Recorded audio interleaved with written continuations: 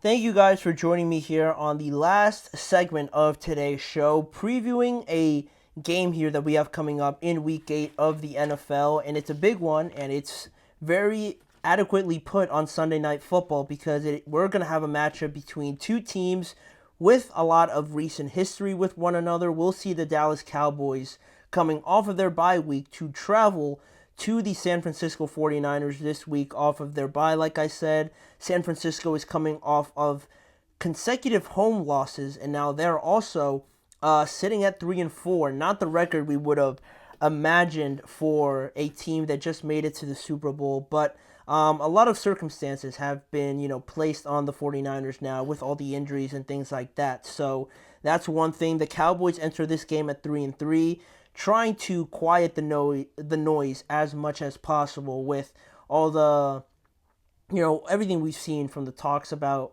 Jerry Jones and what he's been saying on Mike McCarthy, on the radio host interaction that he had and things like that on Derrick Henry. Also, Dak mentioning how they're not practicing hard enough, and Mike McCarthy voicing those same concerns. So it's all of that, and the fact that everybody just keeps dogging them for not being a well put together football team. So they're trying to quiet the noise a little bit and trying to get back in the win column with a big win here. It would be a huge win for them because of the recent history. We look at the last four matchups between these two teams, and we look back at last year where San Francisco destroyed the Dallas Cowboys at home, 42-10 last year in San Francisco. They're going to be there yet again this year. Also, you go even further back, there was that playoff win over the Dallas Cowboys in 2022 at home as well, 19-12, and even back to 2021 in a playoff game there at Dallas where the 49ers won again, and the Cowboys, went crashing out of the playoffs that year as well. So over the last four matchups, the 49ers have won all of them. And, it's also, like I said, similarly with the Chiefs and 49ers and their recent history, it's time for the Cowboys to kind of punch back a little bit. They can't just keep getting knocked down and kicked while they're down. They have to react a little bit, and I think it certainly helps coming off of their bye. And both teams have not really looked anything like we really thought they would. We had high expectations for the 49ers, but even the Cowboys, we definitely expected them to be better. I mean, they're 3-3. It's not the end of the world, but the way that they look on the field, I think that's really been a big shock for everybody. So that's the initial coverage of that. But looking more so at the 49ers here to start, something just feels off about this team to me. I might be the only one to think it, but the losses to Arizona and the Rams were both comebacks that they gave up late in those games, and an established, I think, well put together team wouldn't allow those comebacks to happen, especially in how close they were to each other. And also, last week, they had a great chance to respond to some of those questionable losses with a sort of litmus test with playing the Kansas City Chiefs again in that Super Bowl rematch, and they didn't rise to the challenge, in my opinion. Of course, the injuries are a factor, and we talked about it yesterday, how I really wasn't too happy with how I saw the 49ers play and just how the Chiefs just looked so much better than them the following year after both of them made it to the Super Bowl. It looks like one team has reevaluated themselves, has found a way to reinvent themselves really in the Kansas City Chiefs, and the 49ers have been sort of stuck in their same ways. It hasn't really been working out for them, but also the injuries, I do admit and I do acknowledge that are a big part of the story, because now Brandon Ayuk is out for the rest of 2024. George Kittle seems like he continues to get banged up, and Deebo Samuel just missed basically the entire game because he had pneumonia, and he developed that at some point during the game, I'm assuming, based on the reports and whatnot. You have Christian McCaffrey's calf injury that he's still not back from, and someone that I almost forgot to mention, Javon Hargrave, their nose tackle, their interior defensive lineman. He's out or has been out for the entire 2024 year because he tore his pec muscle early on in the year. And all of that combined, plus the fact that, I don't know, if it's not that, it might be something else, but it just really hasn't looked the same that we had last year. And I feel like there's a real concern now going forward because it looked off already, and now you're not going to have Brandon Ayuk. You might or may not have Debo or Kittle playing with them nursing their injuries. How is this team going to look now that they're down another man and they already haven't been playing well? So that's how I'm kind of thinking about this game for the 49ers and all the factors that I'm thinking about with them. How, I don't know, I'm not really sold on them yet because of what I've seen so far. And you look at the Cowboys, talking about not being sold on them. They had their bye week last week in week 7 that helped.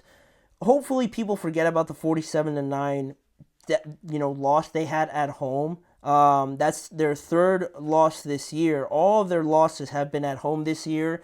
And if you go back to last year as well, that's 4 straight home games where they've lost. Not only lost, but they've been blown out in every single one of them. So it's not good. It's not a good sign whatsoever. And it seems like there's just a lot of panic with this team. And as much as maybe Dak will say to the media, or CD, or even Jerry Jones will still say that they believe in the players that they have and what they have going there in Dallas, it doesn't really look like it because, like I said before, with the comments Jerry Jones is making, Dak Prescott also mentioning the practice scenario and how they're not practicing hard enough.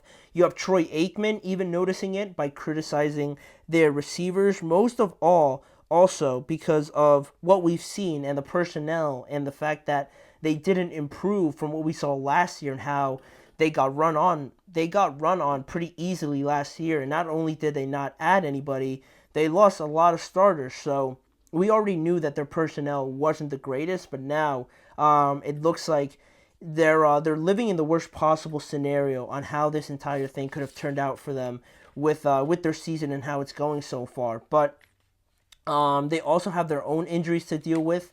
DeMarcus Lawrence is still on the IR. He's not going to play. Deron Bland could have a chance to come back. I'll be interested to see how he sort of develops over the next couple of days leading up into Sunday, especially Sunday night as well.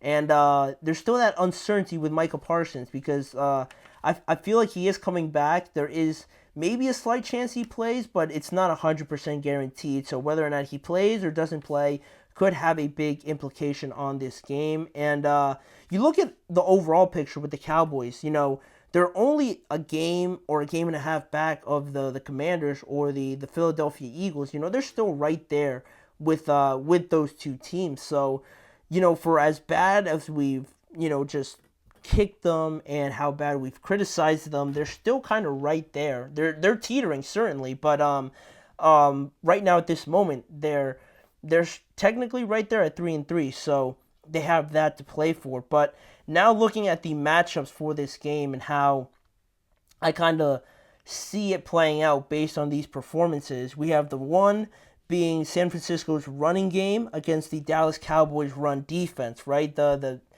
idea of defending the run for the Cowboys still hasn't really resonated with them. They're executing it or not even executing it to an acceptable level, and it's become evident in all these home losses, right? With the Ravens running all over them, the Saints definitely ran all over them.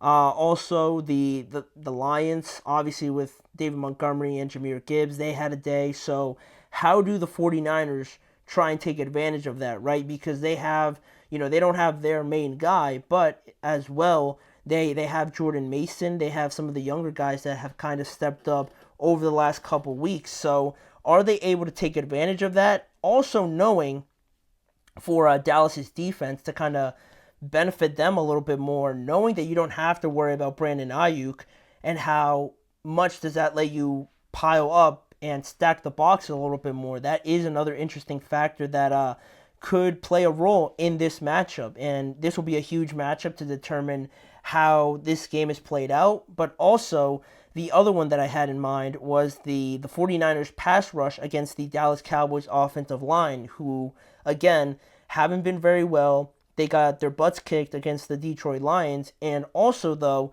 the 49ers have only recorded 4 sacks over their last 3 games. So they're not really overbearing teams with the amount of pressure they do get, or they're not really sacking teams with that high of frequency. So, are the Cowboys able to stand up against a 49ers pass rush that really hasn't fully been there? They can get there, but they haven't been there yet. Or are the 49ers pass rushers just going to unleash everything that they have all over this Dallas offensive line, and it's going to look non-existent yet again? That'll be an interesting thing to follow as well. And lastly, I want to say quickly is the red zone conversion rate, because that has been a problem for the 49ers, especially if they can't run the ball in short space areas. Who's able to convert more in the red zone, who's able to get to the red zone with frequently also and take advantage of it when they're there, are all going to be huge factors and key matchups to watch in this game. But who needs this game more is the same answer I will give for my prediction. I believe the 49ers will win this game because I believe they need to win this game more, because the Cowboys, I keep saying they're like a ship out at sea, just kind of drifting. I think people are more aware of the fact that the Cowboys are really not going to do anything this year, and I think more people are accepting of the fact that the Cowboys might not even make the playoffs this year, as crazy as it sounds. So nobody's really there yet with the 49ers. If the 49ers somehow, I don't think they're going to miss the playoffs, but if they're close or anything like that, or say maybe they don't win their division, it's going to look very bad, especially this game where they've just dominated the Cowboys over the last 4 games straight.